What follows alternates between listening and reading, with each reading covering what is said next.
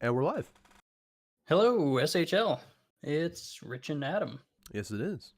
Yeah, 23? 23 or 24, man. One of the two. Oh, boy.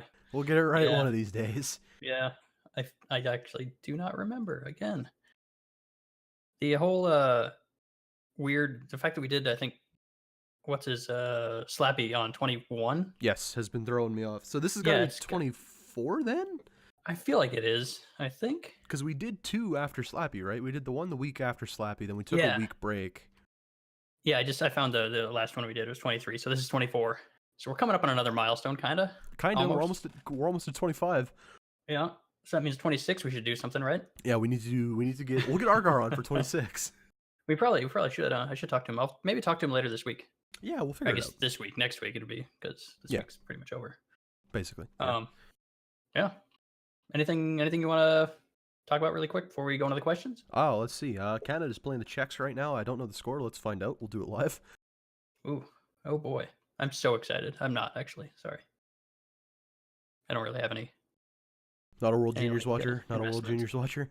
I mean, yeah. I mean, I'll maybe find out scores just kind of through other hockey things that I might follow, but It's more than fair. It's more I than don't fair. know.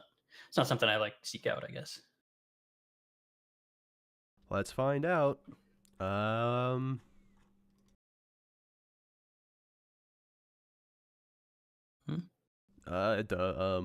Okay. Fuck, what? Maybe. Well, let's just go to the fucking... I hate going to Calgary News, because I fucking hate Calgary, but let's go to Calgary News and see if we can figure out what's going on here.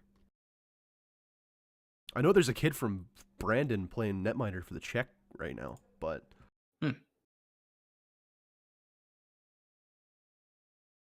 I don't know anything about any of the players. It's 1-0, I think. It's 1-0, I think. Okay, Canada, I'm assuming? Yeah. Okay. Yeah, I'm trying to find someone who's doing, like, live updates, but I can't fucking find anything. Weird.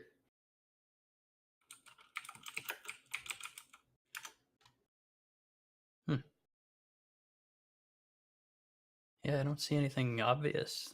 I guess I don't know where to look, but these are old. Yeah, I don't know. Oh, I got 1-1 now, looks like. Oh, good, of course. My favorite. Looking at the right game. If I'm looking at the right game, I assume I am. That's 29 December. That's unfortunate. I'm seeing anyway, 1-0. I'm seeing 1-0 right now. Really? Maybe they haven't updated it on Hockey Canada yet, but could be. I'm looking on IHF.com. Oh, that'll... Yeah, that's probably the way to... That's probably the place to go about it, honestly. Oh, wow, they scored, like, immediately after... The Canadian goal. Like 37 seconds later, looks like. Happens. Happens. What are you going to do? Cool, I'm not taking a shot at either of those names. So, Which one? Oh, Maxime Comtois with the... That makes sense. Oof, Comtois, Tippett. Comtois is Anaheim Ducks prospect. So I can't like him. Name makes me slightly uncomfortable, but all right. Maxime Comtois, yeah.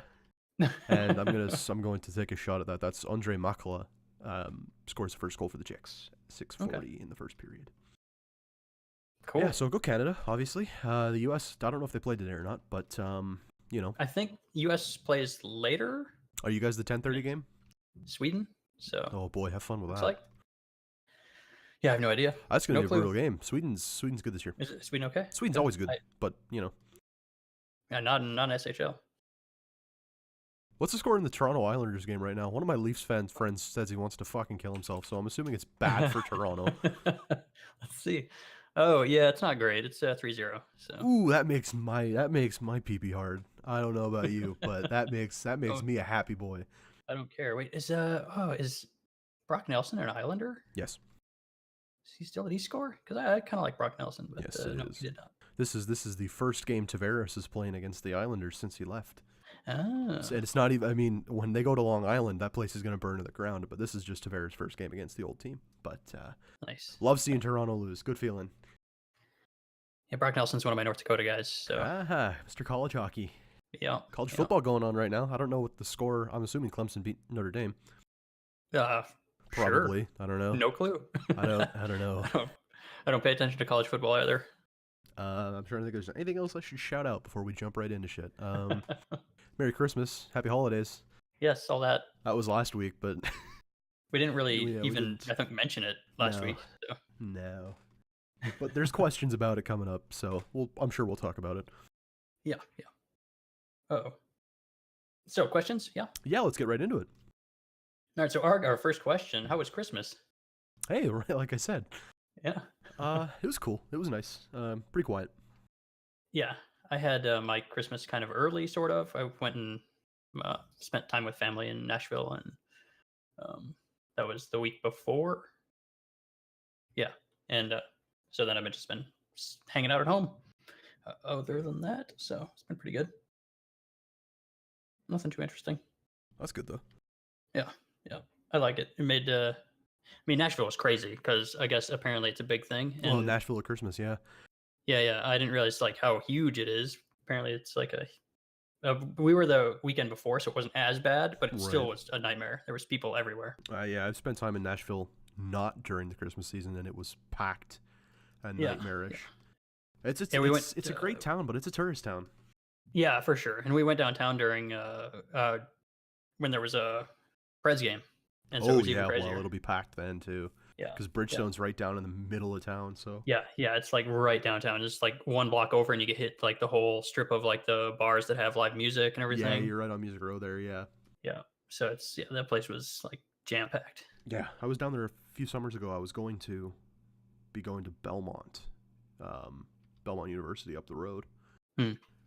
Didn't, but Nashville's fucking love it to pieces. Would go back there in a heartbeat. Yeah, it seemed pretty cool. It's a little too busy for my taste, but it's packed. It's a pretty packed city. Yeah, seemed cool though. Yeah, so it was good.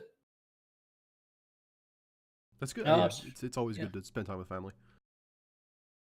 Do you got anything else, or should we go on to the next question there? Yeah, no, let's move on. Christmas was quiet and nice. I got the things that I asked for, just a few capos and some tablature books. Oh yeah, that's right.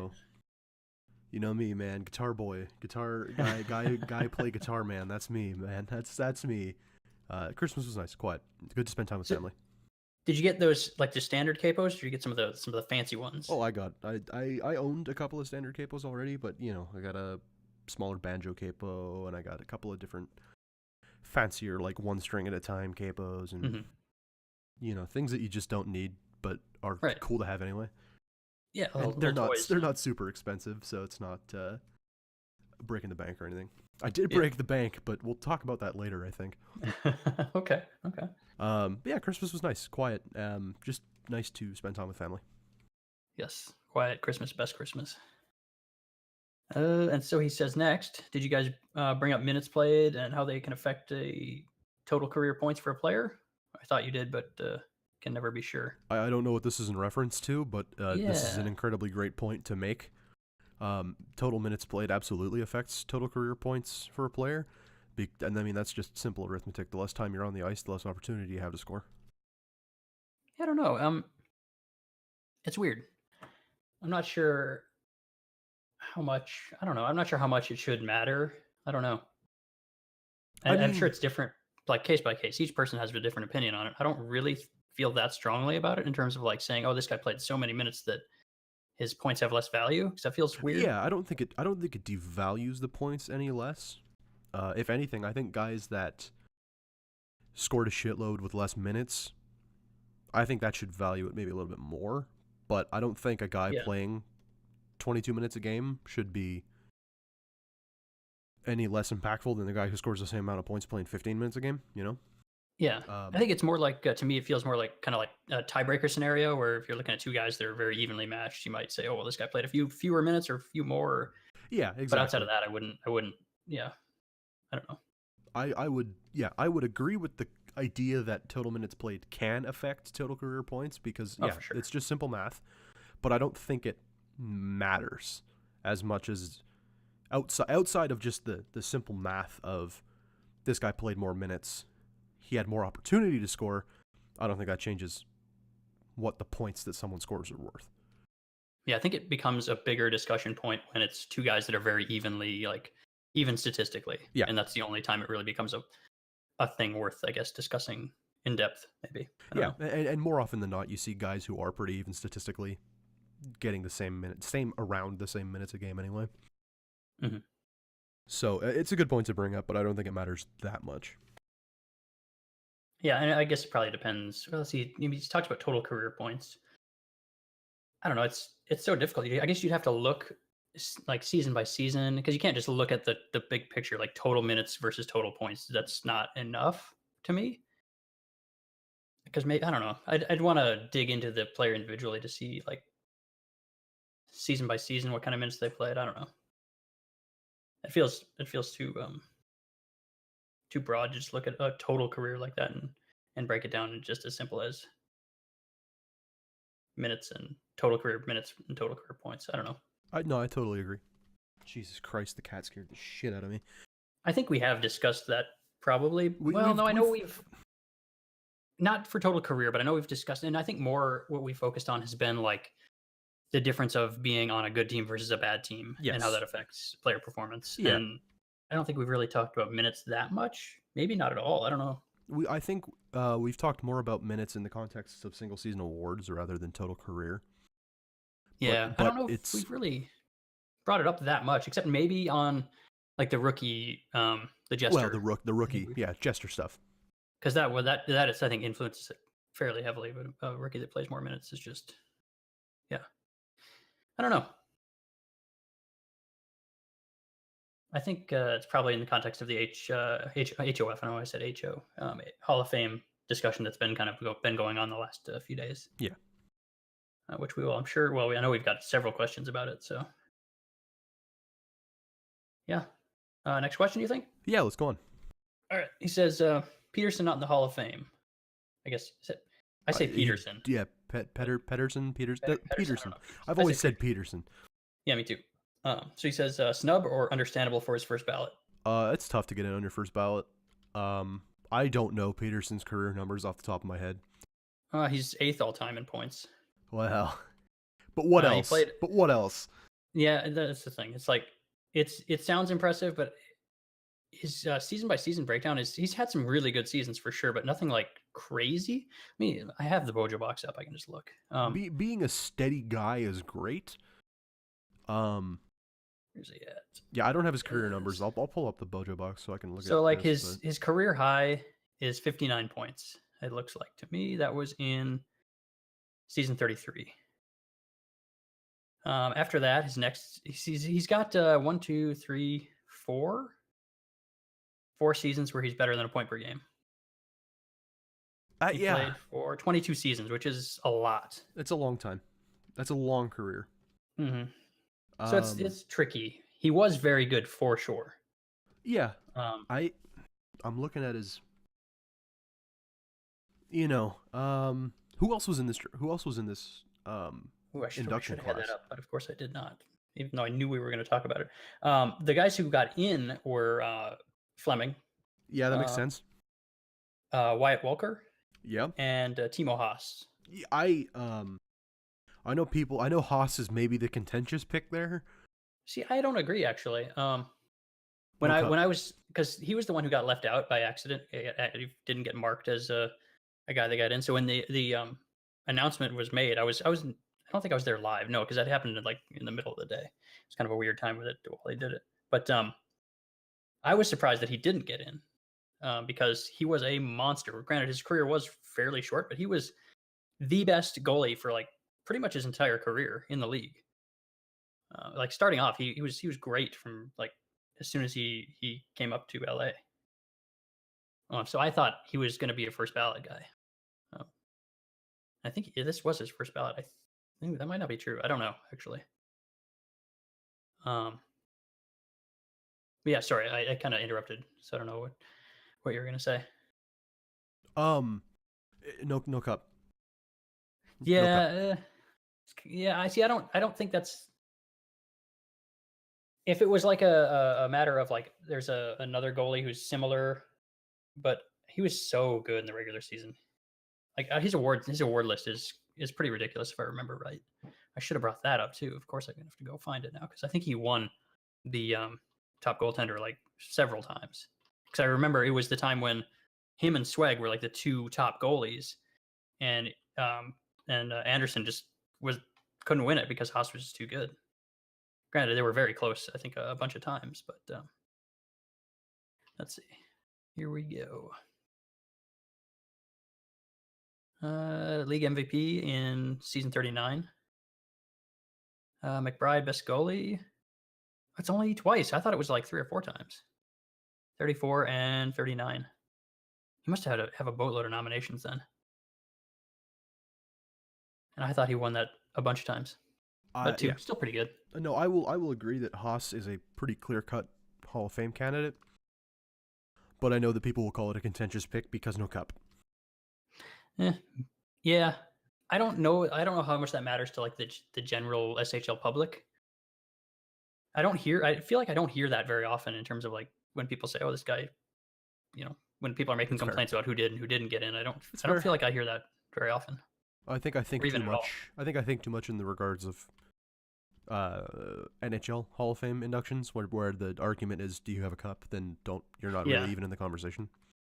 It's to me, Timo Haas is the Lundqvist conversation that we need to have in the NHL, which is Henrik Lundqvist, goalie of the New York Rangers, is probably going to go down as one of the best goaltenders in the league of modern era for sure, maybe in league history, but no cup. So, to me, Haas is this league's Lundqvist. And I'm going to tag Insight on this because I'd love to hear his opinion on it. But to me, Haas is this league's Lundqvist, and it'll be a contentious pick. I think it's a contentious pick because no cup. But I do agree that Haas should be a Hall of Fame player, period. Yeah, I don't think that's totally unfair. As far as Peterson, I don't think it's a snub. I think getting in on your first ballot is really fucking hard. And Peterson's stats don't say to me first ballot. Yeah, it's tricky. I mean, it was Fleming first ballot, do you know? I don't. Let's find out. I know I should have this shit pulled up, and I don't. Yeah. I think Walker one user browsing the Hall of Fame. I wonder who it is. Oh, gee. Who do you think that is? Weird. That's 44 class. Fleming, Volker, and Clayton. Yeah. Well, Clayton won as a GM, though. Oh, well, yeah. Doesn't fucking count then. Doesn't count. I mean, his player will go in eventually. I'm trying to find out who the first... Yeah, it's what? How many seasons is it after? I don't remember. Is there an explanation somewhere? Hall of Fame committee information. Here we go. Okay, how many seasons do you have to wait to get inducted? What did we say it is? I'm looking at the eligible list, which hasn't been updated. No, I know. Looks like after. So yeah, these guys must have been first ballot because I don't see any of these guys on the list. How many years do you have to wait to get inducted? I don't see it listed. Because there's no fucking way that this is a first ballot for Haas. Yeah, you're right. He probably shouldn't be, huh? I don't see him in the list of eligible players for S43, which would have been last season. Oh, there he is. So this would have been like his third ballot, looks like. So or fourth, actually. Fourth ballot. This is where I would expect Haas to be inducted. Is 3 or 4. Fair. I was going to say, if Haas was a first ballot, that's a contentious pick. But Fleming, this would have been his third ballot. I was going to say, because Fleming retired in S40. Yeah. What about Wyatt Walker? Where's he 42. At? Walker was 42. So this would have been second ballot, maybe? Oh, I think this might have been his first. It might have been his first. And I think Walker's a good first ballot induction. Yeah, that was the one I was a little bit not super sure on, I guess. I mean, he was great offensively for sure, no question. But I kind of thought, I don't know, I think I would put Manius ahead of him slightly. I think Manius is a more complete player, although maybe I think the argument there probably is that Manius was not like excellent in the way that Walker was. Because, Walker was great offensively. He was maybe not great defensively, whereas Manius was very good both offensively and defensively. Maybe not very good offensively, but good. I think he's got a lot of goals for a defenseman, but I don't think he's got a ton of points. God, I should know this before we start talking, huh? When have we ever researched things? Right? When have What we a ever waste of time. prepared for something? Who are we, Sammy? Yeah, what am I? What? That's a reference to his article about the About the about expansion? the expansion, which I loved, and is an impossible task for a single person to tackle. Yeah. But I had to give him a little bit of shit. I have beef with that article. I don't. I loved it.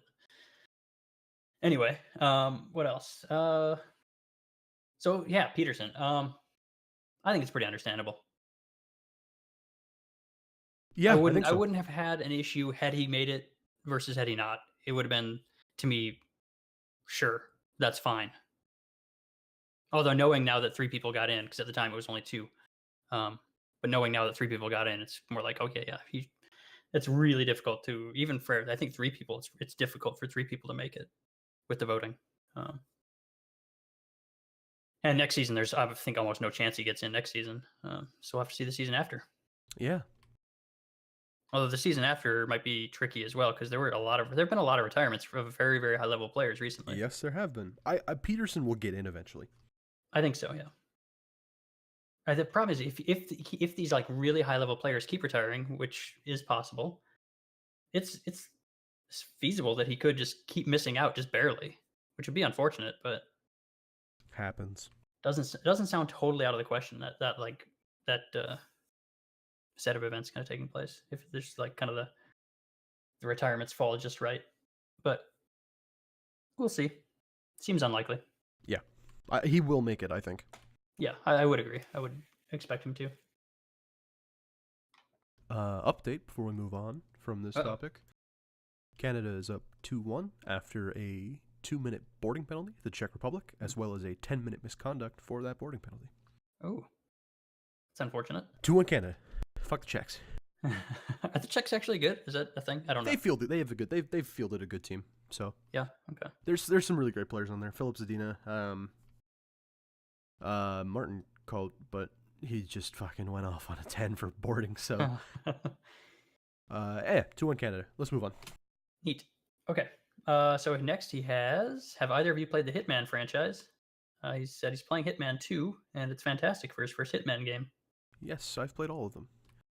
I think I've played, let's see. I feel like I know I have. I just don't remember when. It was a while ago. So I want to say like PlayStation 2 maybe. Would you have been playing, was Blood Money on the PS2? That sounds familiar. I don't remember. It's been a very long time for me. Blood Money starts with the carnival mission. I don't remember. It was one of those games that like my friend had and I would watch him play, and then I like was able to kind of play through maybe part of a mission at one point or something. Yes. So it's very, very limited experience. Yeah, no, I own all except for the new. So I would love to rail on the fact that companies feel the need to rebrand like this more often than they should, because this is Hitman. This is technically the second Hitman 2 in the series. Right. Right. So I own Hitman 1, Contracts, 2, Blood Money, Absolution, and then the reboot, Hitman 1. I haven't played the new Hitman 2, but I hear it's fantastic. The new Hitman 1, Hitman 1 2, nice. was phenomenal. I mean, it was just great. All the levels were fun, super intricate, super enjoyable. I hear nothing but good things about Hitman 2, and I'll probably pick it up at some point here. But they're fucking great games. I recommend all of them, except for like the original first 2, because they're super janky and terrible. Right. It's been a series. That series has been going on for quite some time. Long time. Early thousands, 2002, I think maybe. That probably sounds about right. I've got knowledge in like 3 things, and it's games, hockey, and music. So. Yeah, I have no other input there because yeah. No, they're good. Glad you're enjoying them. Definitely check out the rest of them. Blood Money and Hitman 1 2, I think, are fantastic. So give them a look. I'm sure they're on sale right now. Steam's having their sale right now. Probably, yeah. Thanks for the questions, Argar. Yes, absolutely. Next, we got Slappy. Oh, yes. So he says, first of all, any New Year's plans? I hope I'm getting drunk, but I don't know yet.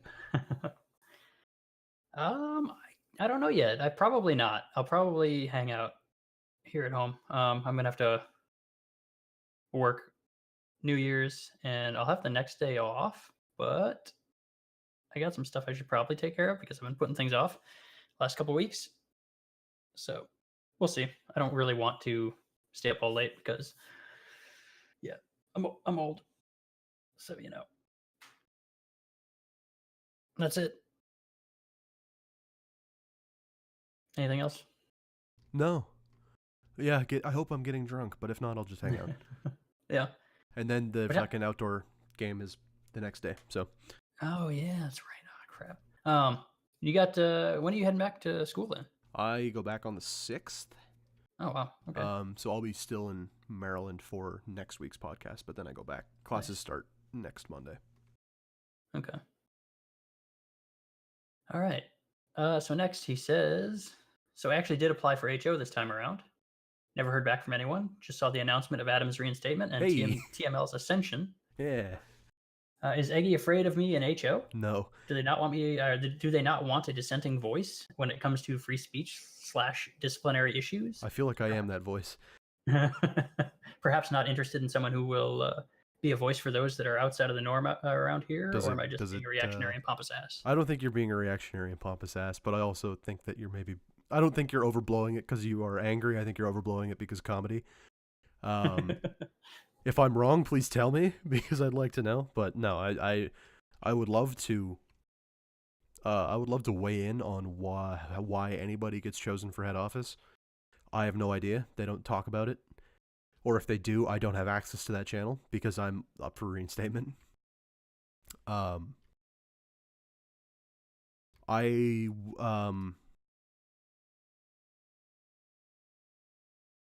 don't know. I don't know what the qualification is to get into head office. I think I have good ideas, and that's why they kept me on. I like to think that, at least. I don't.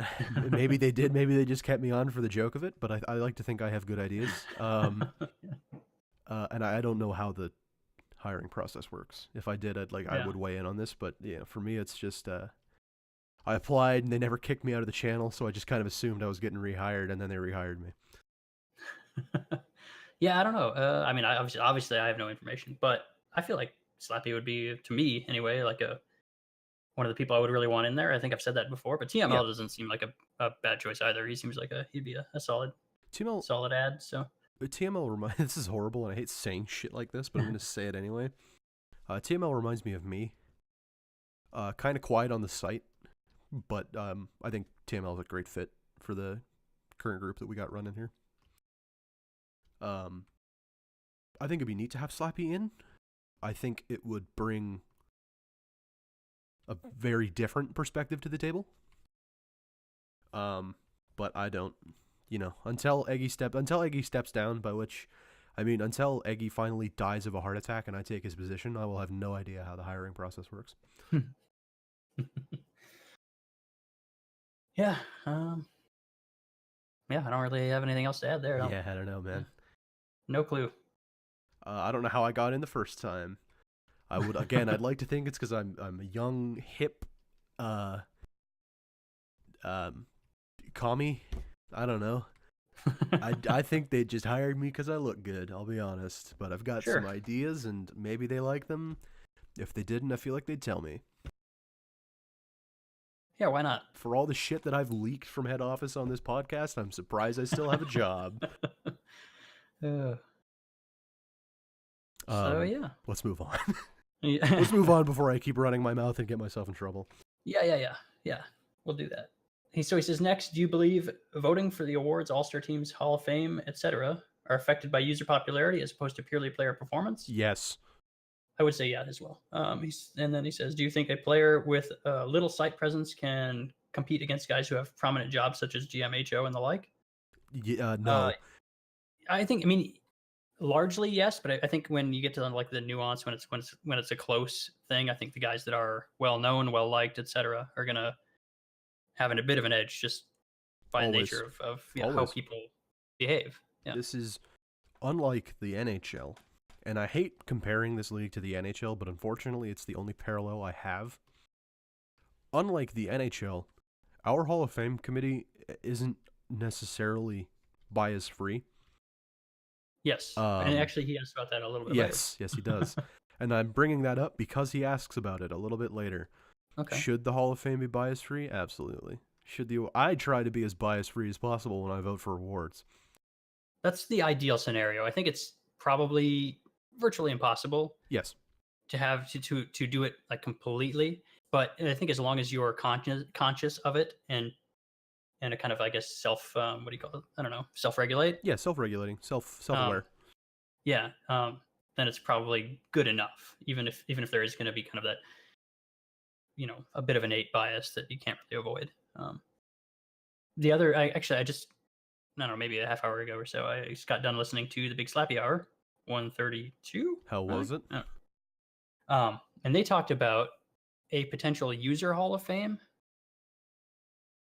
And I think this kind of sort of connects there because the user Hall of Fame, I think, would be even like having a even larger influence in terms of like user popularity. Well, yeah, that would be the point too. Well, not totally. That shouldn't be the point. I don't think. I think it should be contribution to the site and things of that nature. But I think when they were talking about it, we also have that award, the Onoprienko. Is that the dedication award? That's the Lifetime Achievement Award. Yeah, yes. I feel like that kind of performs the task of, that a user Hall of Fame would perform. Agreed. So I don't feel like a user Hall of Fame is, I don't know, a great idea. No, I agree that it's not. I think I it's wouldn't. a bad idea. I guess I wouldn't hate the idea, but I don't think it's necessary. I think with the Onoprienko, we have that we have that covered.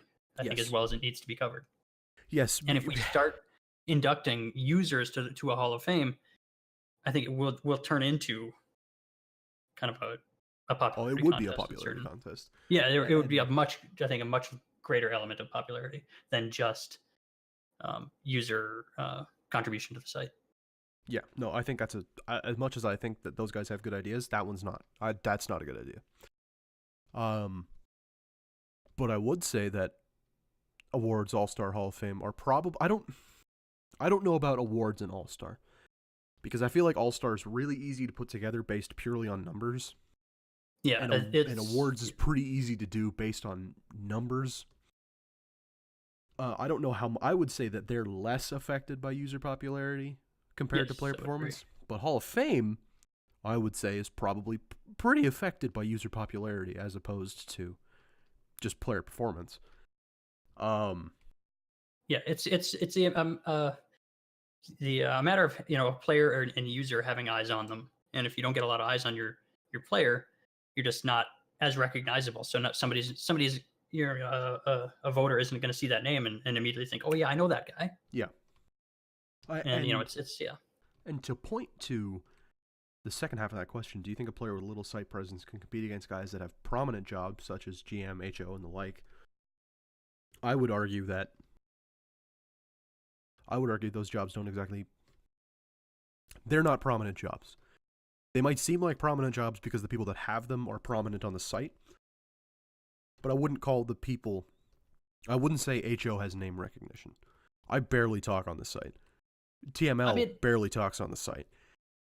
That's true for some. I think a lot of the people that put themselves in those positions though are already prominent members. Yes, and that's so it's just kind of like a little. Yeah, it's just a little bit more. I don't think the job makes people prominent. I think prominent people take those jobs. Yeah. And there are examples to the fucking opposite everywhere.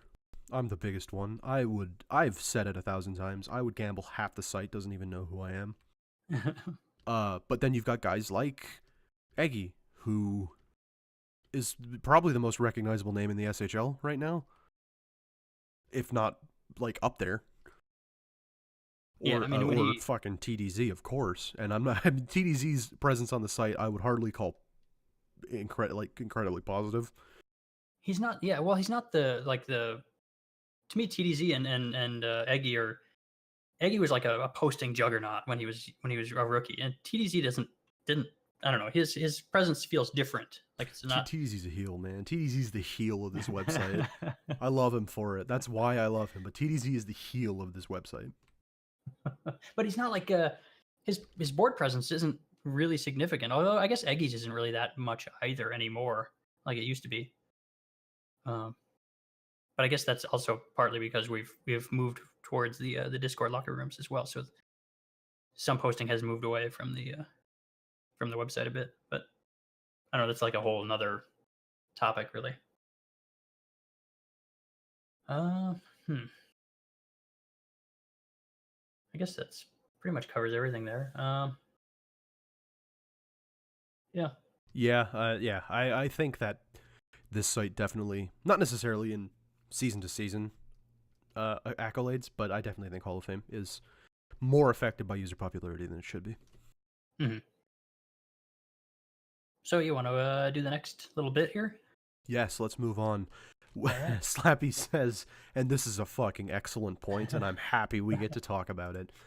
When McZ flat out tells someone that questioning the Hall of Fame committee and their decision making could cause them to keep someone out in the future just for spite, should he be allowed to continue in the position? Now, I'm going to be brutally honest. I didn't know this was happening. This is the first I've heard of this. Yeah, I've been kind of sort of paying attention to that. That's what I do at work. I check in on threads like that. I see the problem I have with it is I can't read McZ because I don't know like I can't, so I don't know if he's joking or not. I don't know. I can't read what he's like if he's being serious about it. I mean, I think that's the other thing is why would you punish a guy like Peterson because Izzy's upset? Yes. Also. So I don't get it. So I feel like it might be him just being making a joke, but it's not coming across clearly because he's not a native English speaker. I don't know. And I mean that could always be a part of it, but I think there could be an element to that. If say a player or a user whose player was in their eyes snubbed, if they came out and I don't really think. I feel it would have to be pretty nasty coming after the Hall of Fame committee. Then I mean maybe, but this was Izzy on behalf of somebody else. So I feel like this doesn't make any sense. It wouldn't make any sense to. I agree. I don't know. This feels like a really weird retaliatory. I don't know. I think. I don't know. I don't know about McZ. I'd like to fucking point out a comment that Red makes a little further down. And I mean, a lot of the older members on the site make the points that I would make. He's guaranteed to make it, but he's not guaranteed. JY says it best. He's guaranteed to make it, but being guaranteed doesn't mean guaranteed first ballot. Yeah. I'm going to quote JY real quick here. Bud, don't take it so personally. I'm not on the committee, but to me, he was third best on the ballot. Well, he's got the numbers. Like McZ said, it's in a lot of games, and he was never the guy. He's a guy who's, to me, a second to fourth ballot in and would be first ballot if it weren't so strong around him. And then Red goes on to say, I had Peterson high on my ballot and was surprised how little love he received from the rest of the committee, but come on, it's not like there aren't some legitimate arguments against him. Most notably his lack of individual accomplishments and the fact that he got his numbers through longevity and not peak performance, which he doesn't have a problem with, but others do, and I'm one of those others. The fact that he got to play on arguably the best team in the SHL over the last couple of decades could be a factor too, but of course you could counter that by saying he was one of the reasons Calgary was so consistently great. Still, while he was always a good player, he usually wasn't the superstar that carried the team, so that might have affected some of the voters. And that's... Argar immediately goes in to say, this is a really misguided thread for a number of reasons. One, it's his first ballot. Two, he had 24 points, just 11 shy of the 35 necessary. He's getting votes. Three, you could have asked him or someone else in the committee instead of getting worked up and calling them out for apparently being terrible at their jobs. And you'll probably be disappointed by the results of next season's ballot, considering there are 3 to 4 guys who will likely be voted in ahead of him. Yeah, for sure. He's not making an X. Well, no, he's not making an X ballot. There's no way. He'd have to be the like fourth guy, and even then, I don't think that's. Yeah. Anyway. I don't like McZ saying shit like that. I think part of it.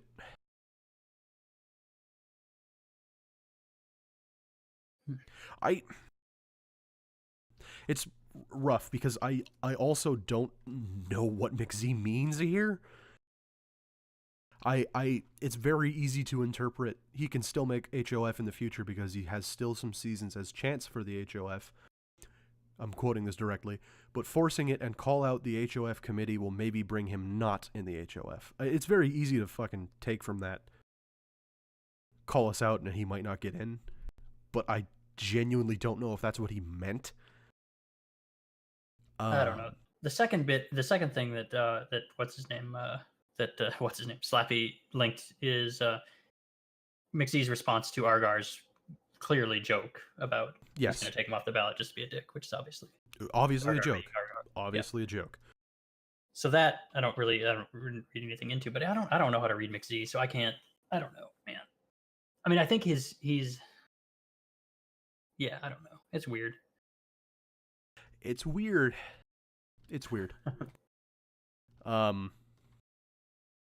Yeah, I don't know. I don't like the idea that someone is acting like that. But also I can't say for certain that McZ meant it like that either. Just because I don't know if this is bad English or malintent. Not to shit on McZ. So I don't know. That's a bad mentality to have. But also I don't know if that was the intent.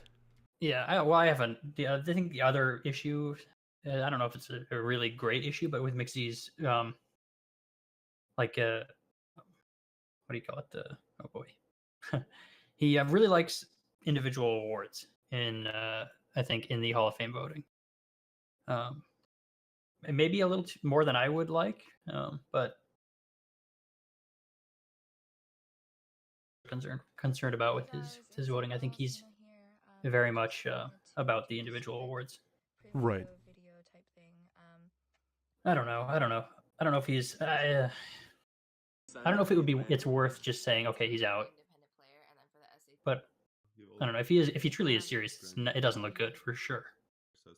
Yeah, it's a bad look if he's serious, but I can't fucking tell if he's serious. Yeah. There's a lot of jokes in this thread. So, who knows? Who knows? I understand your frustration with it, Slappy, but that thread, it's kind of hard to tell what's a joke and what isn't at some points. I do agree that if this is him seriously saying, if you question us, we'll keep him out because of spite, I don't think he should be allowed to continue in that position. I mean, at the very least, somebody should say something. Yes. Like, hey, listen, that's not how this works. It's not cool, and that's not how it works. If it's a joke, then I don't want to call him out on just a poorly worded joke. Yeah, it's the inclusion of a fucking winky face tells me it's probably a joke. Because it's almost 2019 and we are online as fuck. So there was let's see, this would have been season 32. Yes. 30 after season. So the off season following season 31. Right. So the second of New England's back-to-back cup wins, 30 and 31. I was a free agent, and I was kind of waiting, trying to figure things out. And McZ was, I think, the co of Manhattan at this point. And he sends me a message, which is, I'm pretty sure he was trying to figure out what I was going to do in free agency. And we have this exchange that I'm still not exactly sure what was understood between us in that exchange. And to me, that's always like how I view McZ. Like, I don't know what the fuck's going on with him. I don't know. Yeah, I don't know, and I don't purport to know. So it's a weird gray that I don't want to approach. Yeah. Yeah, I think in my eyes, at the very least, I would like to, because Argar's the head. Am I right about that? Yes, Argar is the head of the HOF committee, as far as I'm aware. I would just say, hey, McZ, that's not how this works. So we can't do that. Yeah. I don't know. Just give him a little slap on the wrist. Give him a maybe. nudge. Give him a nudge. Tell him it's not okay. I understand your frustration. It's just weird because I can't tell if it's a joke or not. Mm. But that said, thank you for the questions, Slappy. Yes, we love you. We do. We love you. And Bonk. I was gonna say, as much as Bonk though, I don't know. I do love Bonk. I want, we all like want, Manius we all over want Walker Bonk, a little bit in that Hall of Fame spot. I agree. I get it. Manius will get in next year. Not next year. Maybe. maybe 2 years. Him and Peterson will be in the same class. Yeah. The year after is going to be, I think. Oh, no, I don't know. I'd have to. I'm getting ahead of myself because I don't know the time frame. But yeah. Anyway, let's just move on. Do we want to Tweedle? Hey, Tweets, what's up, buddy? Another Tweedle question. Thanks, man. I don't fucking drink Kool-Aid.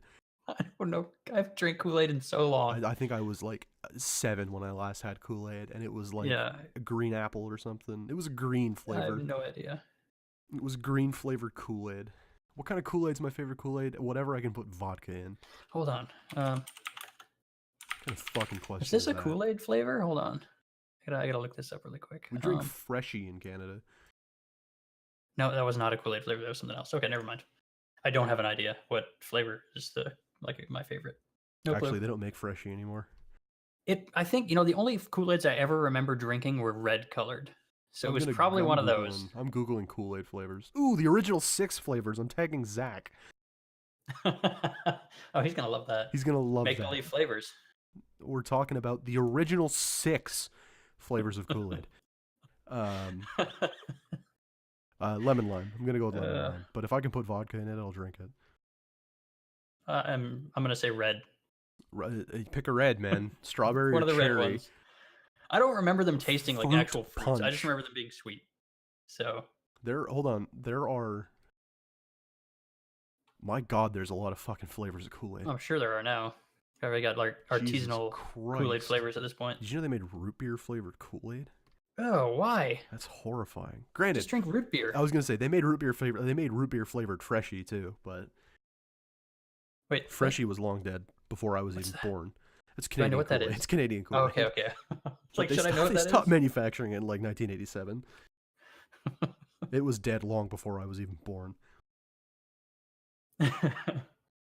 I'm also reading in popular culture. I'm on the Kool-Aid Wikipedia page.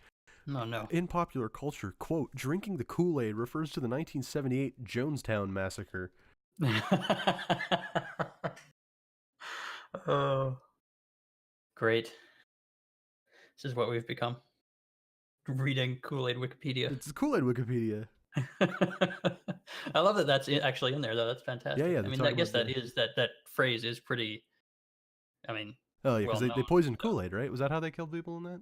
Yeah. It was the poisoned Kool-Aid. Yeah. I don't know if it was specifically Kool-Aid or not. I knew that's where the phrase came from, but I didn't know if it was legitimately Kool-Aid they used or that's just what people said. Let's find out. Jonestown. Yeah, I googled it. Let's find out. Before the meeting, a 44-minute cassette tape known as the Death Tape records part of the meeting Jones called Under the Pavilion in the early evening. Before the meeting, aides prepared a large metal tub with grape flavor aid, poisoned with Valium, chloral hydrate, cyanide, and phenergen, which is just promethazine. So it doesn't specify that it was actually Kool-Aid? No, it was flavor aid. Just flavor aid. So. Or maybe Kool-Aid just wants to distance themselves slightly from Jonestown. I would. Know. Yeah, I would too. 900 plus dead. I mean, that phrase is like... It's synonymous with Jonestown. Well, and Kool-Aid. And Kool-Aid, yeah, exactly. Oh, boy. Yeah, baby, the Jonestown Massacre. We talk about fun things on this show. Yeah. I know normally you're used to a regular Rich and Adam podcast where we talk about like fantasy or point out that a movie from 2006 was bad. Man, I was actually super hyped to talk about fantasy today too. We're talking about Jonestown today, baby. 900 dead. Was it? I don't even know. Was it really that many? It was that most of that compound died. So I didn't know it was that many. it Wow, was I a knew it was a lot lot, of but people. holy moly. Okay. We all having fun. We all having a good podcast. All right, let's move on. Thank you, Tweedle, for that Thank you, outstanding Tweedle. question and the result. You know, I didn't think we were going to get anything out of that question, and we got too much out of it, maybe. Yeah, for sure. Moving on to my least favorite person in the fucking world. Come on. Relevant to this week's key image. You know, in the, where is it here? The old Pride locker room. He said, he's basically said, we were talking about, team performance in preseason. And he said, are you saying I'm not good? And I said, don't worry, Luke. I'm sure Adam will say that later tonight. Oh, I'm going to say it a lot of times tonight. Next week, I'll make my key image this picture of John Tavares looking very upset as the Islanders score another goal on him. But yes, relevant to the key image this week. Fuck Luke. Wow. This is the part where you say something nice about him, and I just kind of say things in disbelief that you're so horrible to my good friend Luke. We've been in the trenches together. I'm allowed to. Anyway, Luke says, "Oh hi, nice to see you guys again." It's not, but wow. Rich, do the hits in preseason make you happy, or does preseason mean anything anymore? They make me a bit happy. Let's start with the first part of that question. The hits part? Yeah, the hits part. Yeah, it's good. I mean, that's where I expect to be. So, what are you at right now? I haven't checked the number. 25 games played, 117 hits. That's fucking solid. Yeah, pretty happy with that. I mean, that's to be expected. We're playing with 240. Well, yeah, you'll be eating the hits on that line. Playing 24 minutes a night, so pretty good. That's where I want to be. That should carry over with maybe some slight variation in the regular season. Although I'm not going to really take much. Those hits, I think, are one of the things you can take away from preseason a bit. A lot of the rest of it is more difficult to take away, and even hits are going to be changed by, a lot of teams don't have their lines necessarily set the way they're going to have the regular season. Yes, I think ours are largely where they're going to be. There's going to be some changes, but their top line is probably not going to change. So that should stay. I was going to say, you saying that you guys only look good because the rest of us are just fucking around? Well, I know some teams did not get lines in at all. Like there's a couple teams that got auto-lined. We don't look that good either. So we look okay at best. I have not checked. I know Toronto's in a playoff spot. That's all I care about. Yeah, we're actually second in the West, but we're also the only team in playoff position in the West with a minus goal differential. Yeah, so that usually means something. Maybe I don't know. I'm not taking anything away from it. I don't preseasons. In terms of results, team results, player position or like team position, I think you can take virtually nothing away from that. I was gonna say, let's move on to the second part of that question. Does preseason mean anything anymore? Luke, you fucking idiot. Preseason never meant anything. It means as much as the regular season does in the playoffs. Yep. Right? Dick so fucking all. Squad. Yeah, there's a little bit. You can see some trends in terms of some performance, but for the most part, it's like, yeah, who knows? Regular season's a whole different beast from preseason, and playoffs are a whole different beast from regular season. Yep. I mean, a big part of the preseason is that we simmed half the season in one go. Yeah. So whereas it's going to be like 2 games for most teams at most, and then there's potential for line changes, strat changes, and all kinds of stuff. And that's why fucking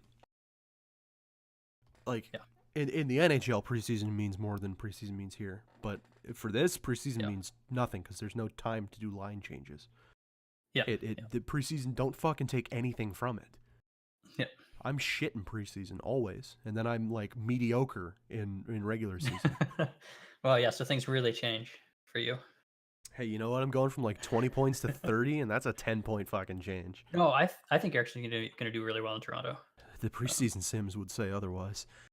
Well, yeah. But it's preseason, baby. It doesn't fucking mean anything. Do you have your like D partner set up right now? I'm playing with Reese. I think I'm playing with Reese. Playing with Reese. So that's tricky because sense.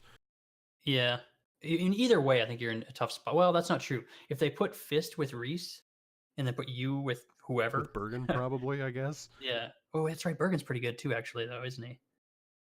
Man, there's not a lot of good spots for you actually. Because No. Fist, if you're with Fist, he takes all the hits. If you're with Reese, you guys probably split everything.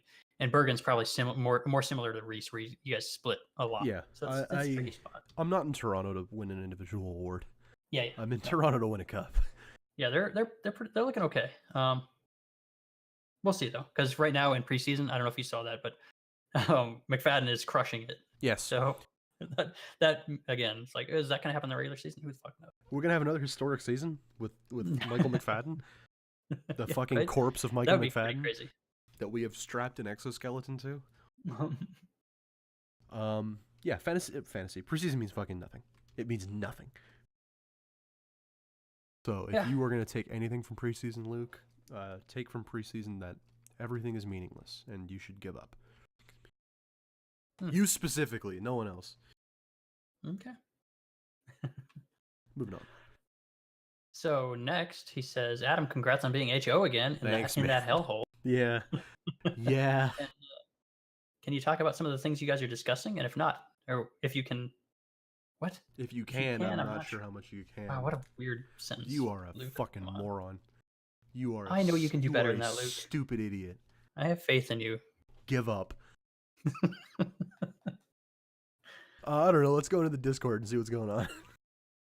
I can't remember what we're talking about. I mean, we're still talking about expansion, but yeah, I'm just gonna say, sure, there's still kind of. I mean, the expansion's set like in terms of rules, but I'm sure there's other discussion to be had about that. We're waiting on. Oh, we need to talk about expansion rules. We will. As well. We will. We're waiting on we're waiting on applications to come through.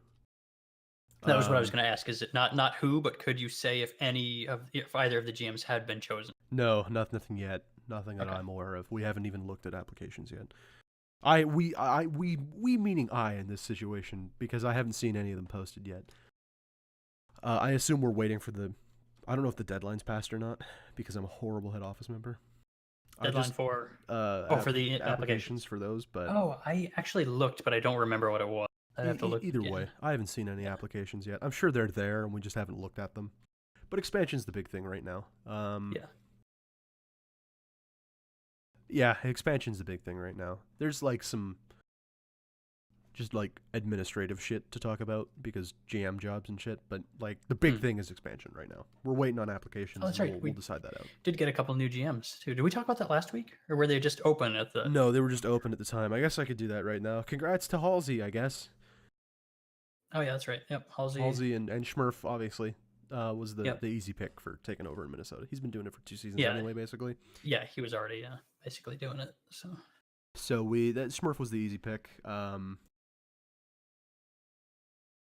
Yeah, congrats to Halsey and Schmurf. Zach just posted a new podcast I will regret making. Hooray!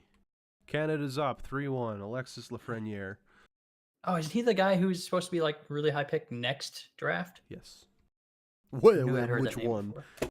Wait. Yes, Lafreniere is the one I believe you're thinking about. Yeah. Pretty sure that name sounded super familiar, and that's probably the only reason why I would know a Canadian hockey player's name. Fuck the Czechs. I'm thinking Lundberg is a solid last round pick in the fantasy draft. What do you think? I don't know, man. You know Lundberg better than I do. So I think I told you. Did I tell you this? Maybe. Probably. Off air. But I think good shit happens. If you're looking for if you're waiting for whatever reason for your last pick to pick a forward, and you're looking for one of two things, either just a Hail Mary, shot in the dark, maybe it'll work out. Yes, he's an okay pick. Or if you're looking to add to like an already heavy hitting lineup and you want to take that like most hits in the league, then yes, for sure he's a good pick. But points are going to be ultra questionable. He's going to be a 200 hit guy, almost guaranteed.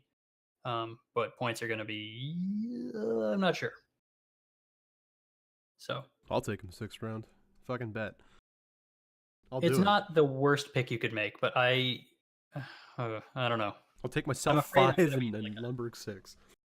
It's going to be like a super disappointment points wise. I think it's going to be like a 30-point season. Yeah, 30 points is fine if you're putting up 200 hits. It's not bad for like I said, 6th round, last round pick. I don't think it's that bad. But yeah, I don't know.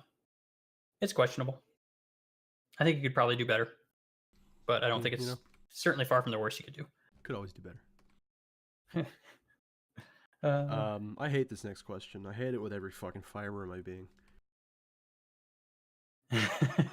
I hate it so much. Do you want me to say it? Or? Please, God, I think I might gag if I have to say it. He says, "Do you put butter on your noodles? No. Or just cheese?" Yeah, I mean, cheese on noodles is fine. It's fucking mac and cheese. Who puts butter on their noodles? I mean, I've heard of that. I've never done either. I mean, I guess mac and cheese is technically just cheese on noodles. Yeah, I'm assuming he means mac and cheese with that. But, like, my God, you uncultured fucking South Jersey piece of shit. There is so much better stuff to put on noodles than fucking butter. Go to the grocery store and buy some fucking pasta sauce. Make an Alfredo. Make a bolognese. Put cheese on it. Fucking put something that isn't butter on your pasta.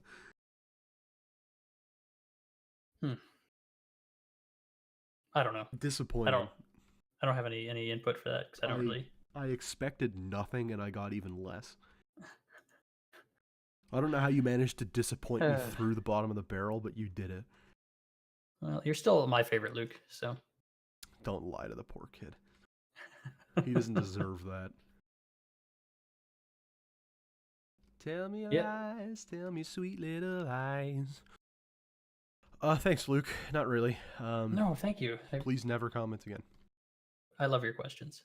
I do too. It gives me an opportunity to bash you every week, and it's probably it's probably my highlight, honestly. But yeah, I don't have anybody else I can so viciously shit on. All right. Sammy? Yeah,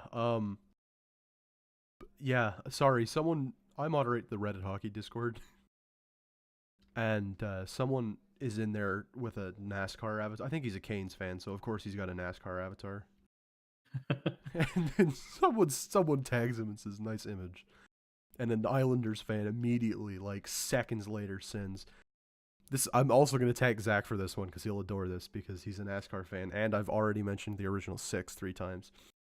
But this Islanders fan says, "Man, imagine having a NASCAR avatar and thinking you can contribute to any conversation that isn't about fucking your cousin." Jeez, that's a little aggressive. You know, there's a reason I don't go on that Discord very often. Despite being a moderator, there's a reason I don't fucking do anything in there anymore. And it's that. But you know, NASCAR's fine. Watch F1. Sure. Watch a better motorsport. I don't know. Anyway, Sammy. My other favorite punching bag. So this first question we've already kind of answered, I guess, right? Yeah, getting drunk. Yeah. So he says, rate your gifts. What'd you get for Christmas, Rich? I didn't really get much of anything. We don't really. I got like snack stuff, food stuff. What else did I get? That's a pretty good gift. So my mom gets weird things. She got me this like bacon cooking device. I don't know what else to call it, but it's basically just like it looks like a big mug with like a little saucer underneath it, but it's like connected. And I guess you're supposed to like drape the bacon like over the side of it, so it's like half in and half out, and then you throw it in the microwave. I don't know how it's gonna work, but she got it like from some weird pottery place, so it's like handmade and stuff, you know. Report back. We'll do a segment. It's weird. I don't know. I used to eat a fair amount of bacon, but I haven't in a while, so I'm gonna have to, I guess, start eating bacon again. I don't know. Hey, there you go. Get some red meat. It doesn't. I'm a little wary of like cooking bacon in a microwave as like a way of cooking the bacon. It's a horrible idea. It sounds questionable to me. Genuinely not a good idea. Well, we'll see. We'll see how it works. I don't know. I mean, if it works reasonably, the cleanup's going to be fantastic. I guess so, eh? And if this podcast turns into just the and Adam does a podcast, that means Rich died because of undercooked bacon. Salmonella poisoning. I don't know. Yeah. If this mysteriously turns into the Luke and Adam podcast, then you know. Yeah. We'll have a eulogy. So I guess that's it. I don't know. I don't think I really got much of. I got a little bit of cash, but that's food and cash. Whatever. Food and cash is the best gift you can get. Yeah. Yeah. I'm not gonna rate them because I don't. I mean, that's not It's really. rude. Yeah. Yeah, I that's guess that this is like, grown-up gift thing where I just like I don't really have anything I want because I just get what I want. yeah, I just buy things that I need Yep. or that I want. Exactly. Yeah. I guess this is more of a what did you get for Christmas question. I'm not gonna rate gifts. Yeah. I already mentioned I got some capos. Yeah. They're great because I play guitar a lot, so it's nice to have options. And Yeah. I'm really big into. I think I've talked about math rock on this show before, but I'm not going to talk about it again. I play a lot of music that is in weird fucking tunings. Hmm. So capos are great for me, but actually my dear sweet mother got in. I had asked like months ago for a tablature book from a band that I'm super in love with. And you have to ship it in from England because they're from fucking London or like Birmingham. I don't remember off the top of my head, but they were out, and God bless her soul, she actually got in contact with the band on Instagram because they're relatively small, so they're not. They talk to people, and mentioned it, and they were like, "No, we're out, and we're not going to be printing any for a while." Glad to hear he's a fan of the band and he enjoyed the show in Philly and a few months ago. Give him our best. And she was like, okay, well, tried. And I think the next day they messaged her and said, we actually just put in an order for a single book from our printing guy. If you still want it, we can make it happen. So, technically got a print of a tab book that shouldn't be printed anymore. But that was like the sweetest thing I got all Christmas was my dear mother going out of her way to talk to the band that I'm super in love with and actually get them to go to their printing guy to get one copy of a book made. Man, that's really nice. And then I dropped $700 on a new guitar because I hate myself.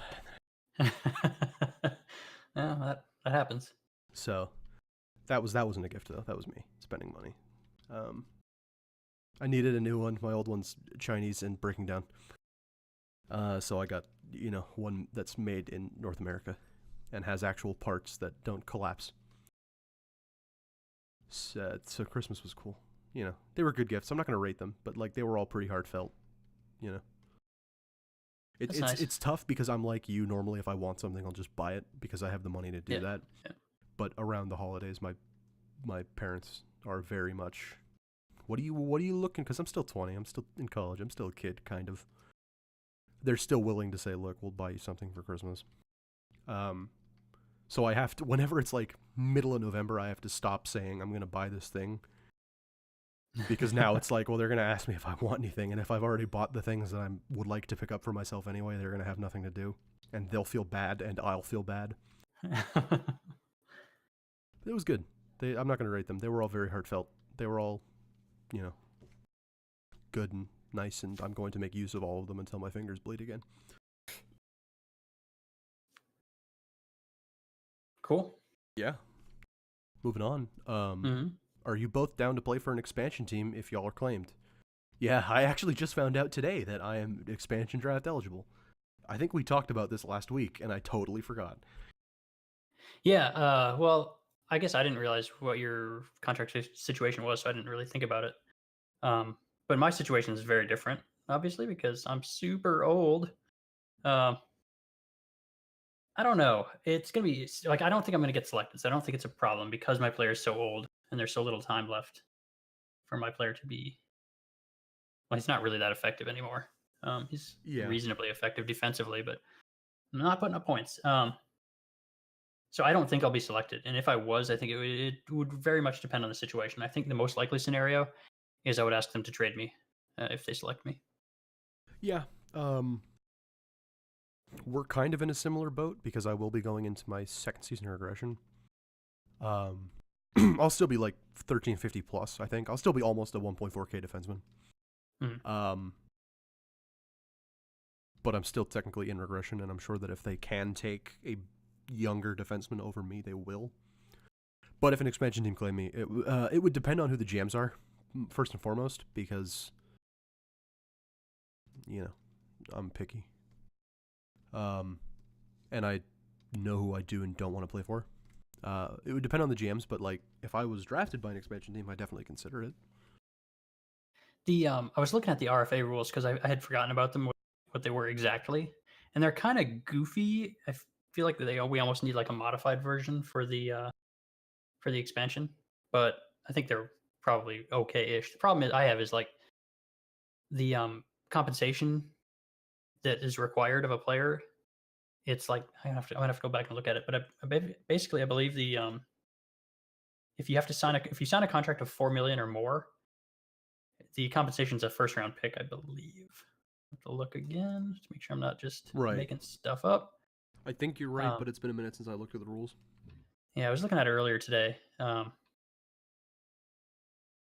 And where is it? Crap. I should have had this stuff up because I knew we were going to talk about it. Again, when have we ever been prepared? Yeah. That's not something we do. Yeah. Crap, where is it? There it is, restricted free agents. So yeah, a player received a qualifying offer of 4 million or more. The team must give a first round pick. Basically between 3 and 3,999. It's a second, which is goofy. And then a qualifying offer of 3 million, below 3 million. Oh, that's weird. Is a third round pick. So the smallest contract I'm going to be able to take is going to be 3. But my player is not like even close to being worth the second round pick, I don't think. Just because of how little time I have left and the level at which he's going to be playing and what I'm looking for in terms of what, individual performance. So it's a kind of a weird spot. And I feel like almost my only position is to sign with an expansion team or ask them to trade me. But I also feel like because of that, I'm not going to be selected. So I don't really have to worry about it. Yeah, I think you're probably safe. But that basically means any player of a reasonable TPE level is going to require first round compensation because the minimum for 1K or above is 4 million. If they're an RFA. Yes, if for an RFA, which is, I guess, I don't know how many actual free agents there are going to be. I feel like it's going to be a fair number because when Sammy did his modified expansion draft, it changed a fair bit. I actually because haven't of looked that. at it. Yeah, I should pull that up while we're doing this real quick. It's really good stuff, actually, and it's obviously because it's Sammy, he received a little bit of shit. Yes, of course. Just kind of silly because like it's impossible for a single person to do this and do it with any, any degree of accuracy. It would take like multiple people with kind of a little more intimate knowledge of several teams to really do it with any amount of accuracy, and that's just ridiculous. So I think it was really good. I think he did I read through the first one. Yep. I see that he added me to this one. Yes, yeah, it changed a fair few number of the picks with the RFA rule because he didn't realize, and actually I think a lot of people, free agent, you basically became a restricted free agent with your rights being owned by the expansion team that drafts you. Yes. Yeah, didn't realize I'd been added to this, but that's cool. That's neat. I think with a player like you, it makes a lot of sense because you still have, I don't know. Yeah, you could easily. I don't know what your plan is, but you could easily do 3 seasons without really breaking a sweat. Oh, I'm going till S50 is the earliest I'm retiring, Kruger. I got another 5 seasons in me. Yeah. So then it comes down to like the likelihood that you would play for a team, but then all they have to do is really shoot you an offer, and then it kind of becomes that's the thing. It does trap these players a little bit, which is a little unfortunate, but it's also kind of the price we have to pay to prevent teams from abusing free agents because they for sure would. So yeah, just kind of how it works, I guess. Yeah.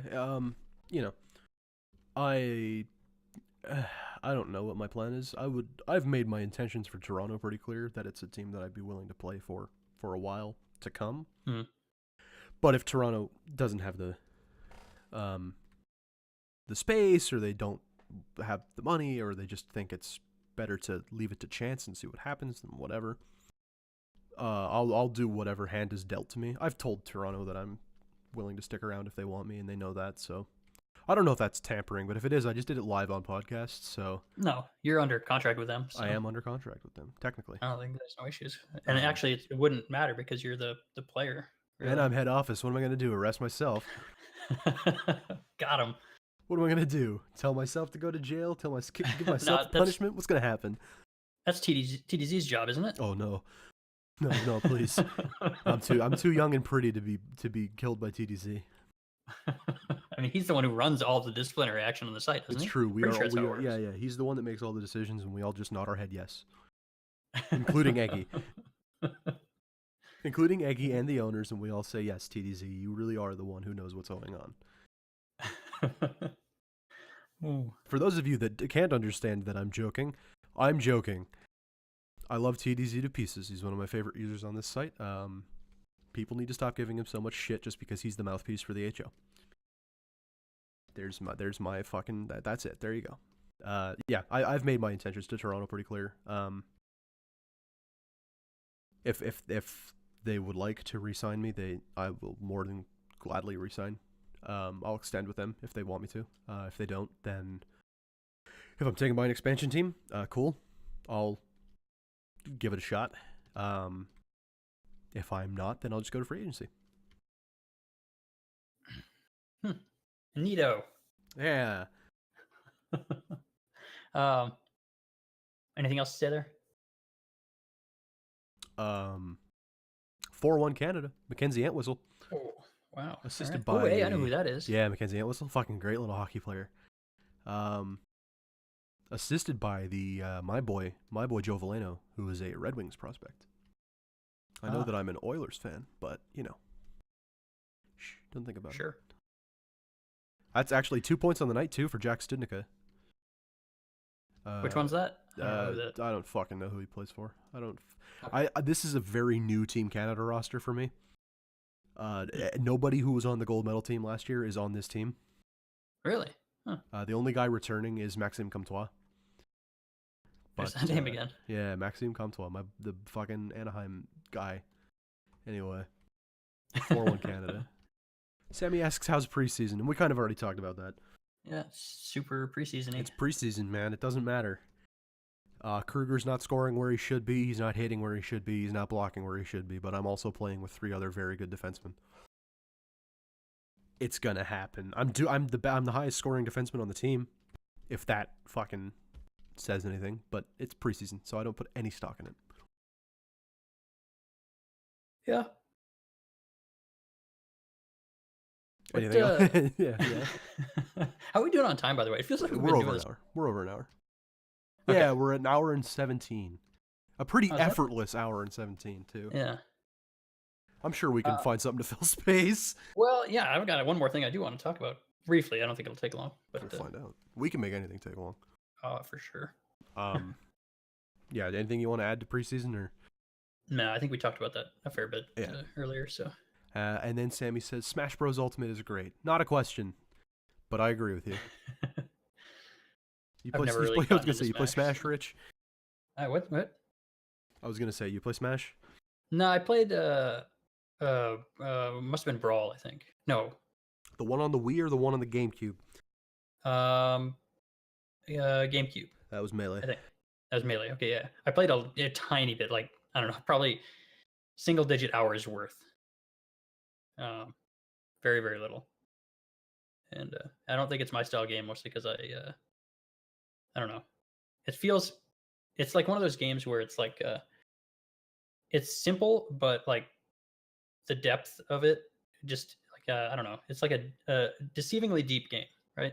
Yes, absolutely. It's like the base controls are simple, and but when you dig into it and become, when I watched like super high level Quake a long time ago, right? And watching it and having played not a ton of Quake, but enough, and then watching professionals play it, it's like watching a different game. I'm not playing the same game. Oh, absolutely. And that's how I feel. Different plane. I think with Smash it's similar. Like the game that I'm playing is not what other people are playing at all. It's a totally different game. So I never really got into it. That's not why. I don't know why I felt the need to. No, it's fine. My roommates play Melee competitively. Like they compete in tournaments and shit. And I watch them and I have no idea what they're doing. Yeah, no, it's nuts. Like the high level there's that documentary on YouTube. I can't remember what it's called now. I think it might just be called the Smash documentary or something like that. Right. It's like a 10-part YouTube thing. Yeah, I know what you're talking about. Yeah, that's like probably the most exposure I've had to it. And it was really interesting. It's really interesting to see. There's some bits of it that are kind of like weird and unnecessary, but overall it's pretty good. I would recommend it, I think. It was a cool documentary, I think, yeah. Yeah, it's that's yeah, kind of the most exposure I've had to it, and what made me realize that like it's just super deep game when you're playing it at the highest level. Smash players are smelly. Smash players do not shower. That is an element of the documentary, yes. Yeah. Yeah. Yeah. Yeah. Yeah, Smash Ultimate's good. Cool. I did watch a little bit of this is also related to the Smash documentary. Ken, uh, the Ken, the really great Melee player. Yes. He has a Twitch channel, and I occasionally will watch him. And he was playing it the other day. It's kind of interesting to see. Yeah, it's cool. And hear his opinions on it. Of course, he's like in his 30s at this point, so he's not. Yeah. He's still pretty good, but not like I'm sure not at the level of the current guys or anything. Well, like that. fuck. I mean, the guys that play Melee that are super high tier are like 32. So yeah, I suppose. Yeah. Like, just out of fucking curiosity, let's find out how old M2K is. This one's from my Smash fans. Oh, he's got to be up there. He's got to be. He was pretty young back in like the Melee the time, relative to some of those guys, I think. Yeah, but he's still got to be late 20s. I got to think at this point. M2K's 29. He's about to turn 30. Leffen's 25. HBox is 25. Really, I would have expected him to be older. Mango's 27. Plup's 25. HBox always struck me as an older guy, even though I guess he really wasn't. He's a young dude, but he looks old. Yeah, and he's an asshole, so he acts old. PPMD's 28. Fucking Armada's 25. Justin Wong is 33, but Justin Wong's been around for fucking ever. Justin Wong is the fucking old Street Fighter man. Ken's 33, yeah. Yep.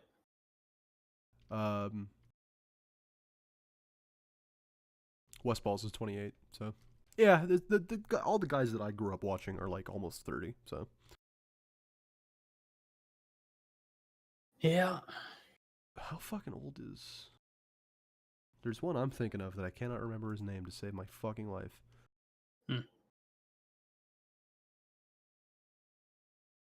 S2J. How fucking old is S2J? No clue. S2J is 27, yeah. I only watch S2J because my roommate watches S2J. He's a Falcon player, my roommate's a Falcon player, so it just happened. They just put on Smash shit, and like, it's on, so I watch it. Smash is good. Thanks for that input, Sammy. Thanks for stating the obvious. Fuck. Wow. What did you want to talk about?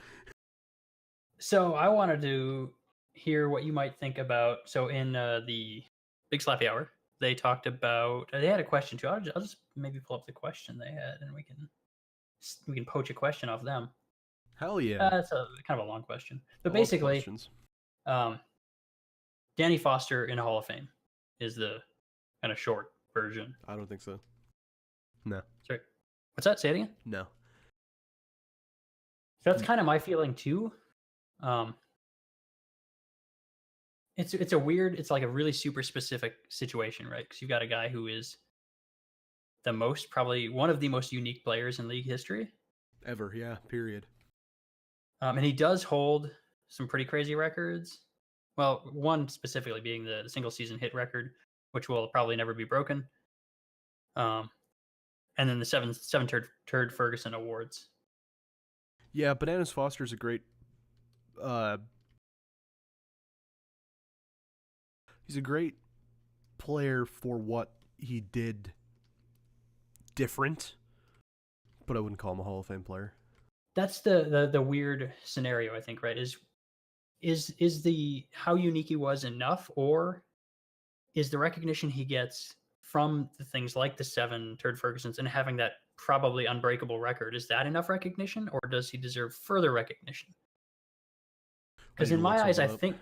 think having records like he's got, I think is probably enough to me. In my eyes, those things are enough recognition because those to me is like um, paint a picture of what he did as a player. Those things like the Turd Ferguson, like the hits, like the Pim's record. Whereas a Hall of Fame, I think you would have to qualify his induction into the Hall of Fame more so than you would with other players. Okay, I've looked something up that is going to completely color my thoughts on this. Okay. George Peros, this one's for my NHL fans. George Peros is inducted into the NHL Hockey Hall of Fame. Or I should say, is inducted into the Hockey Hall of Fame. And George Peros is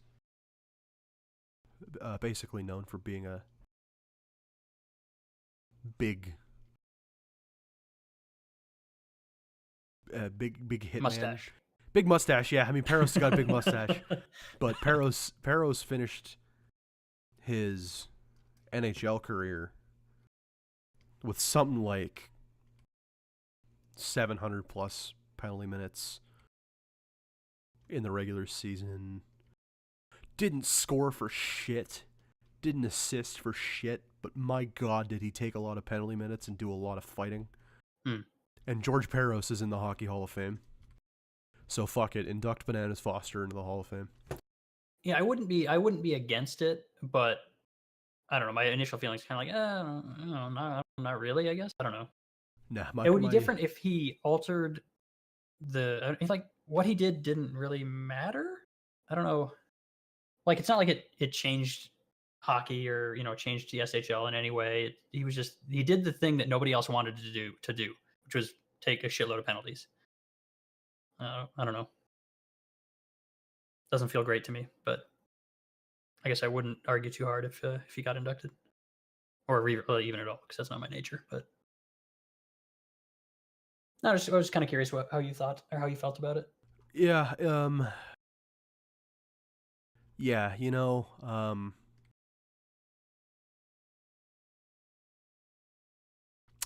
if Peros can make it into the Hockey Hall of Fame, then I don't see any fucking... Maybe I'm wrong. Maybe I misread that. I would need to be sure about it. I wonder what his eligibility is like at this point. I'm going to take a quick peek, see if he's even listed as an eligible player. And if so, because he's been retired for a little while. I don't know how long, but I don't see him. So maybe it hasn't been that long. Because I'm pretty sure he went inactive, so he probably got auto-retired at some point. Assuming, or did he... Boy, I don't even know. Am I totally wrong on this? I'm not sure. Let's look at some regression here really quick. Maybe he's still listed. I feel like he probably... My guess would be he got cut at some point by LA because he was gone for quite some time. So his TPE probably fell to a point where he was not of value and then got cut. And then, auto-retired because I think if you're inactive in regression, I don't know, there's something about auto-retirement there. I don't know. Yeah, I've lied to everybody on air. George Peros is not in the Hockey Hall of Fame, and I fucking knew it. Oh, rip. So I'm taking my opinion back again. Do not induct Bananas Foster into the Hall of Fame. Luke, this is your chance. Call him an idiot. Yeah, call me an idiot. See what happens. See what fucking happens. I dare you. I can't find when he retired. I didn't look that hard, but I looked at a couple of regression threads to see if he was listed as like still in regression or anything like that. Yeah. So. No, I'm gonna say no to Bananas Foster, but I could see the argument for it. Yeah. Like I said, I wouldn't be opposed to it. Super upset if I wouldn't be like. I just don't. I feel like there's gonna be other guys that will deserve it more, probably, especially in the coming seasons here. But we'll see. I don't know. That's all. I was just curious. Yeah. No. I would not argue against it, but I don't know if it needs to happen. Do we want to fill any more minutes here? Because we could talk about some fantasy stuff, or we could talk about some. We talked about the GMs. What else do we got? That's about it, I guess. Fucking Haley Wickenheiser hasn't been fucking inducted into the Hall of Fame yet, and that's a goddamn shame. I don't know who that is. She is one of the Canadian greats. One of the great Canadian female hockey players. Okay. Danielle Goyette got in last year. That's awesome. Neat. And Jana Heffer got in this year. That's great. Fucking induct Wickenheiser, you cowards. I don't know who any of these people are. They're all Canadian. They're all Canadian.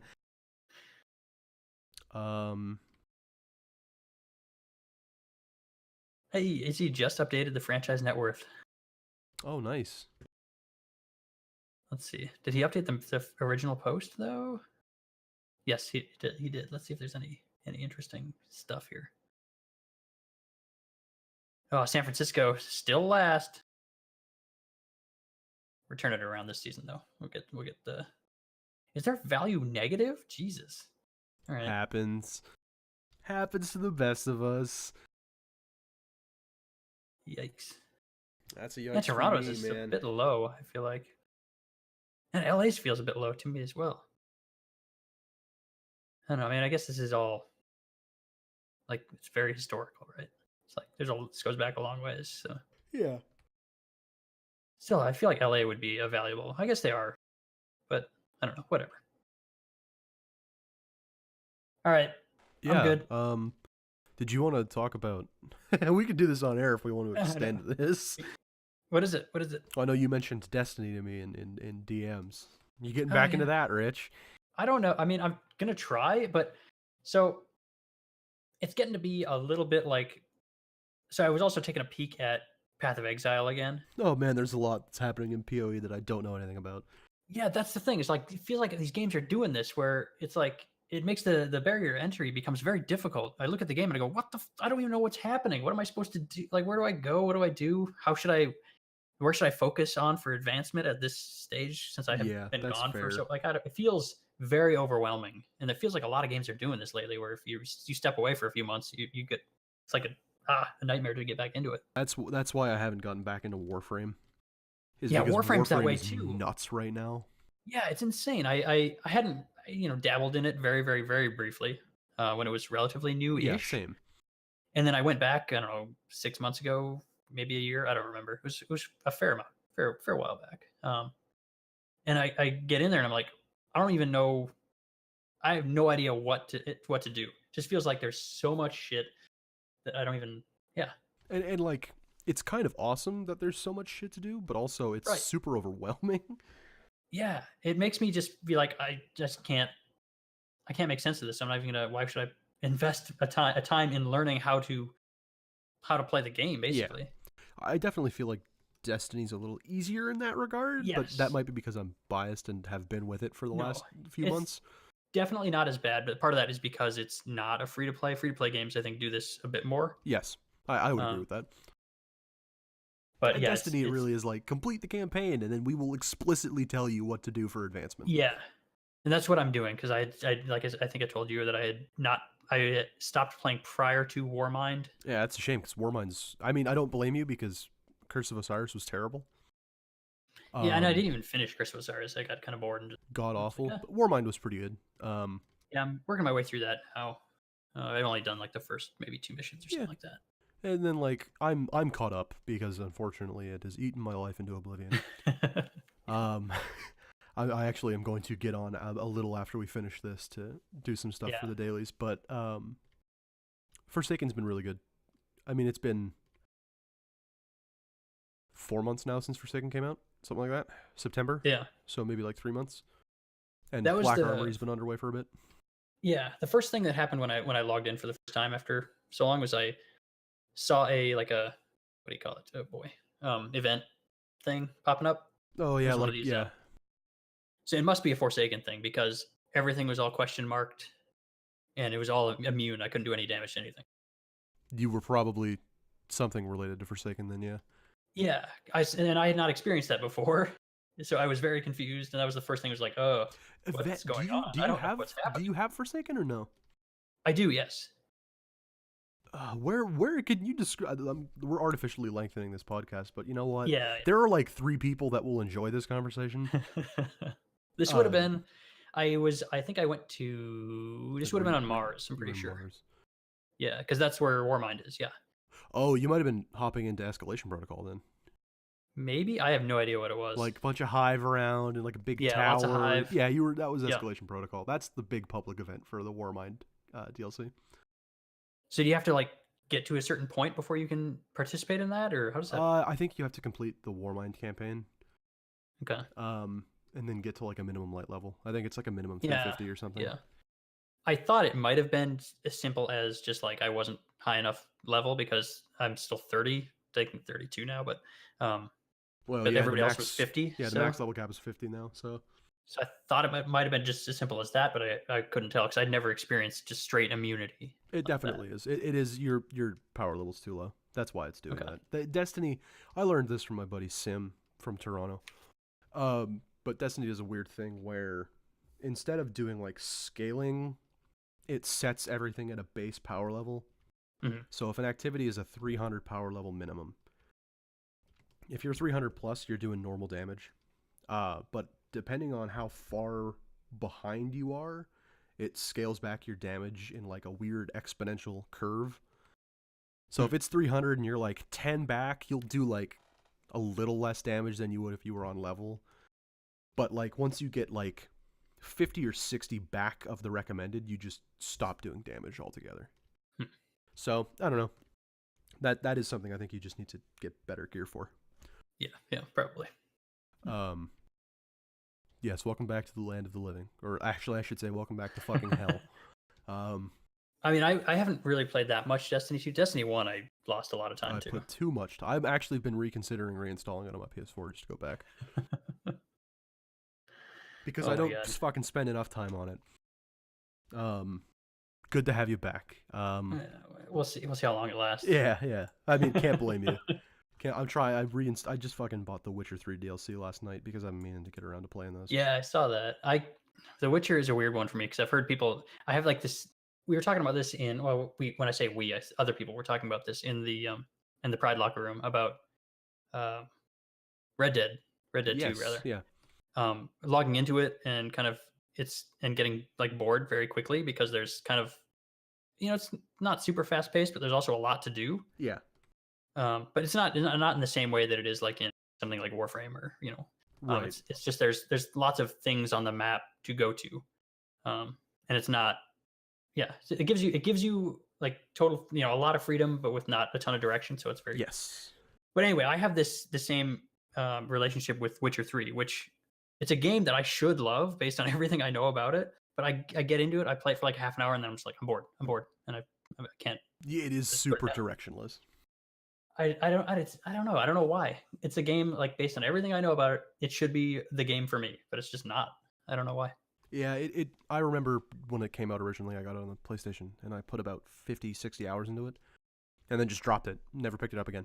And I'm trying to play it again on PC with the DLC and shit, but it is one of those games that's really... Here's the map, man. Have fun. Here's a vague hint towards what the main quest is. You could figure it out, I guess. Or don't, maybe. I don't know. How do you feel about Geralt's voice?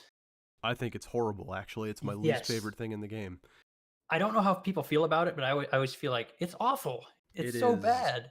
But I don't know if that's like a common opinion or not. I can't stand it. I don't know if it is either. I know it's the same voice actor it's been for all 3 games. Yeah. But I find it... It's terrible. It's terrible. It's so... I feel like this is going to get a lot more hate than the peanut M&Ms. Oh, absolutely. I'm going to actually write about this in the Fuck Yous this week. It's just so not bored, but almost condescendingly disinterested. I don't know. It doesn't feel like very, I don't know. There's like no heart. It's just, he sounds like an asshole. Yeah. He sounds like the dude at the bar who has like maybe 2 whiskeys on the rocks and then like tells you about his fucking programming job. I hate it. I hate it so much. I wish he sounded like anything else. But that's, we're well over an hour and a half. Yeah, we're like at an hour and 40 now. Oh God, it's a long one this week. You can basically turn it off once we hit about an hour and 20, but yeah, but the problem is to hear you say that they have to listen to the whole thing. Yes, absolutely. And I'm glad, and I hope they got here, and I hope that they hear me say that and go, well, fuck, couldn't you said that sooner? Yeah. Oh, hey, I didn't get to watch Annihilation. I was really pumped to watch that today, but I for some reason I thought that I had seen it on Netflix or something, somewhere available for free to watch, not for free. Guess not. Yeah. So I did not watch it because I could not find it anywhere except to purchase on Amazon for actually fairly cheap. But man, I was excited. I want to see the bear scene.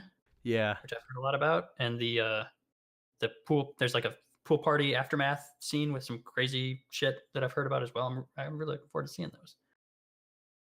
Yeah, people keep telling me to fucking watch. What's the one with Sandra Bullock? Bird Box. I watched that yesterday. Actually, how was that? It's all right. It's a very cool idea, but that doesn't necessarily make a great movie. Yeah, I was gonna say I hear it's a great idea, just not exactly that well. Yeah, I feel like maybe I'm a little bit spoiled because I'm watching the movie expecting something crazy to happen, some twist or something, and it just I don't know. It feels like, but maybe that's better that there isn't some crazy. I don't know. I try not to spoil things too much, but there's not really a ton to spoil. Yeah, I heard it was like just fine. I heard it was fine. Yeah, like I said, the idea is super cool. But that's the best part about the movie, I think. Yeah, I'm a fan of horror movies, but I'm not a fan of horror movies having cool ideas and then blowing it. So I don't know that they blow it. It's just like, I don't know. It's all right. I don't regret watching it. Yeah, I'll put it on my list. I'll put it on me list. We could probably call it there. Yeah, I think we probably better for everybody's sake. Yeah, for everyone's, yeah. So this is, you know what? Zach can kiss my ass. Evans can kiss my fucking ass, because in his goddamn comments on the thread last week, he was like, "Man, all the good stuff happens off air." Well, guess what? This is what we talk about off air. Yeah, yeah. For the most part. Yeah. Excluding some juicy shit, but a little more juice, yeah. But we just talk about movies and like a video game occasionally. So this is what it's like off air. I hope you're happy. This is your fault. But we'll call it there. As always, if you've made it this far, thank you so much for listening. We appreciate it. Mm-hmm. Number 24, over. I'm Adam, and this is Rich. Hey. And we will see you next week for 25, I think. Yeah. Bye-bye.